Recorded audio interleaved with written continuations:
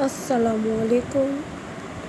माँ, तेरी याद बहुत आती है। बहुत खूबसूरत पोइट्री, हर एक शख्स की दिल की आवाज़, क्योंकि सब अपनी माँ से बहुत मोहब्बत करते हैं। तो दोस्तों, अगर आपको मेरी वीडियोस अच्छी लगती है मेरे चैनल को लाइक कीजिए, सब्सक्राइब कीजिए, शेयर कीजिए। मैं छोटी सी एक बच्ची थी, तेरी उंगली थाम कर चलती थी। तू दूर नज़र से होती थी, मैं आंसू आंसू रोती थी। ख्वाबों का एक रोशन बस्ता तू रोज़ मुझे पहनाती थी। जब डरती थी मैं रातों में, तू अपने साथ सुलाती थी।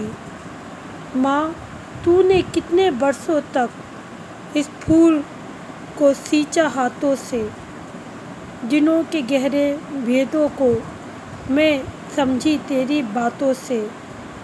मैं तेरी याद के तकिए पर अब भी रात को सोती हूँ। माँ, मैं छोटी सी एक बच्ची तेरी याद में अब तक रोती हूँ। बस तो दुआ करते हैं जिनके वालिदैन ज़िंदा है, बारे इलाहा उन्हें सेहत और तंदुरुस्ती अता फरमा।